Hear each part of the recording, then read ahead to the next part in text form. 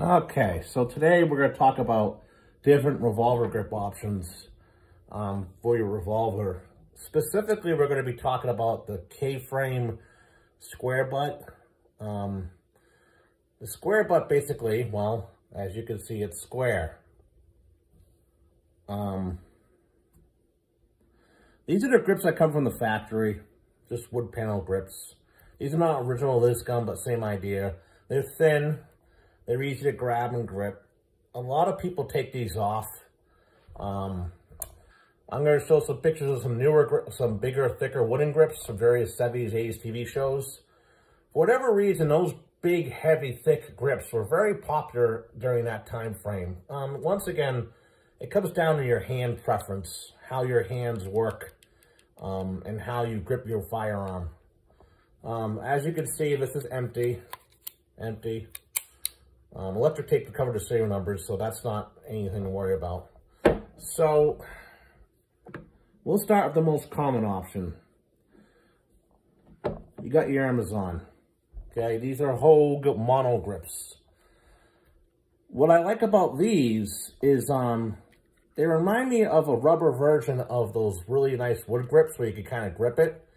A little big personally for my hands. I always revert back to the wooden grips for some reason, maybe because of considerability and lightness. But if your hands are bigger, these are a good option. They're like maybe 30 bucks from Amazon. They're all right. They're pretty good. Mainly this video is going to focus on like readily available stuff. There's all different types of different grips you can get that are wooden, but they cost a lot of money. Anytime you deviate beyond these wood panel grips, which run about maybe 50 bucks or 100 bucks, you get very expensive very quickly. Then you have, this is a Packmeyer gripper grip. This is new old vintage stock. They do still make these and they're on Amazon. However, there's complaints that they crack easily and the quality's not there. This is what you'd see on a lot of cops' belts back in the day that weren't into the wooden grips, especially a duty belt or like an area where you know, getting out of the police car, banging up against things.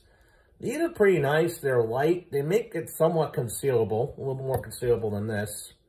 As you can see, that's a little bit bigger. But keep in mind, these 4-inch barrels are more so duty guns, but you have a revolver grip deal. It's not like it's a semi-auto. These here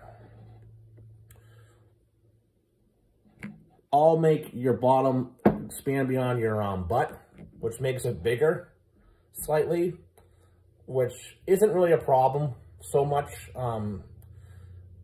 if you're carrying it on the belt. If you carry one of these inside the waistband, personally, I just use the wooden grips because they're so small and easy to grip.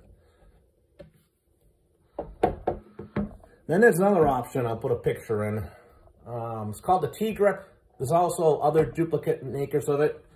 Basically extends right down here. It gives you a more thicker grip. For whatever reason, I don't even remember seeing those growing up on cops' duty belts or whatever. I grew up in Massachusetts, not a really big gun state, so maybe they just weren't into it. There's various reviews on those. I thought about doing that with this, but all they really do is make it bigger so your grip is like this. To me, the most happiest go-between, I think, personally, are these Packmeyer gripper grips. And they're readily available on eBay as new old stock. You can find them pretty easily. You just gotta look, make sure they're vintage. And then the other thing you gotta look out for your grips too is speed loader clearance. Some of these grips you'll see, more so the metal ones, wooden ones, especially the custom made ones you'll see on eBay or Gunbroker, or even at gun shows, is sometimes the grip is so big, pretend my thumb's a grip, you can't get the speed loader in. You can't get it in. There's no cutout for it.